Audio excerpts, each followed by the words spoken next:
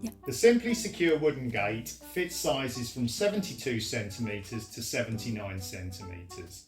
It comes in 5 colours: black, white, natural wood, grey and blue. It's a simple single panel stair gate. The gate comes in a box with the following fittings. You'll receive 2 templates, a hinge side template and an opening side template.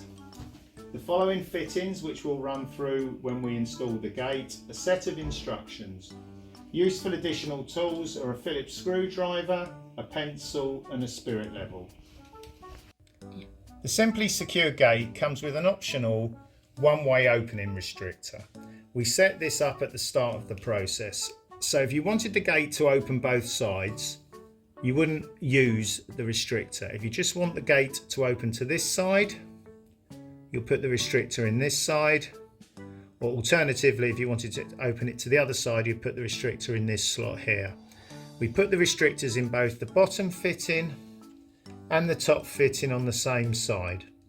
We're going to be opening our gate out from the frame this way, so the restrictor fits on the opposite side. Following the instructions, the first thing we do is we use the templates to mark where we're going to install our fittings. So we have 2 templates. We take the opening side template and we'll be putting this into position. It's really useful at this stage to use our spirit level to ensure everything is straight. And then using the template, we will mark the holes on the crosshairs at the top and bottom where we're going to be putting our fitting screws. We've pre-marked this because we've used this frame before, but ours are going to be here, here, here and here, as per the crosses on the template. We repeat this process using the other template for the opening side, and again we've marked here, here, here and here.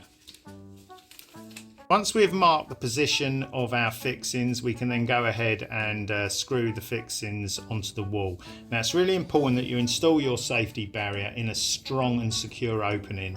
Just make sure the surfaces are dry, solid and clean, and make sure you use the appropriate type of fixings depending on the surface you're going into.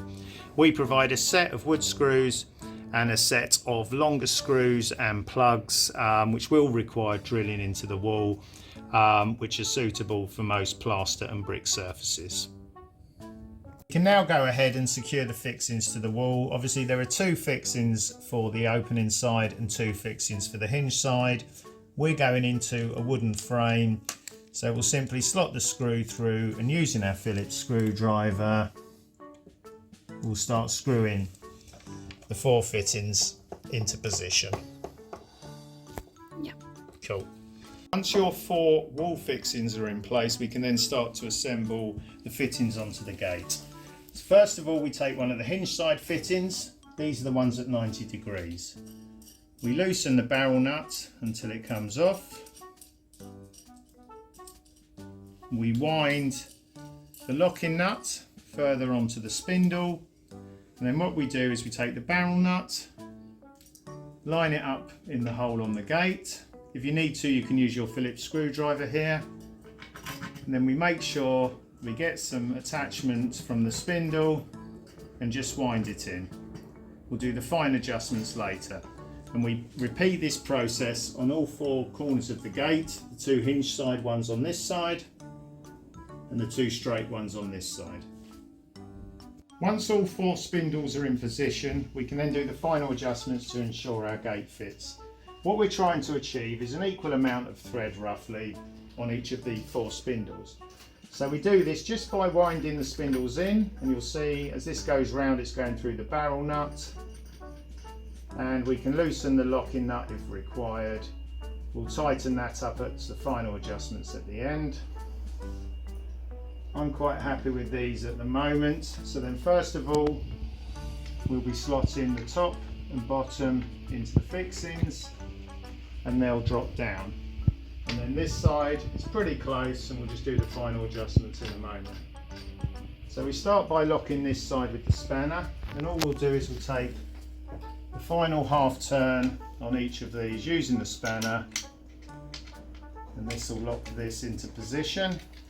And we'll do that at the top and also at the bottom.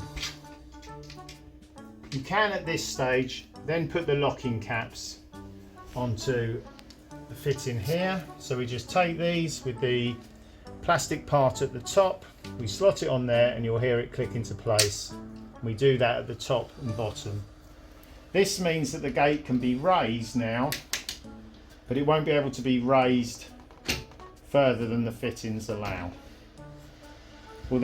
We now do the final adjustments on the opening side, and what we're looking to achieve here is obviously as we lift and raise the gate, the round end of the spindle is going to be locking into this hole. So you can do this by eye and just make sure that the round end is in position to drop into the hole, and then tighten up the nut, and then tighten it finally with the spanner, and you can do this at the top and the bottom.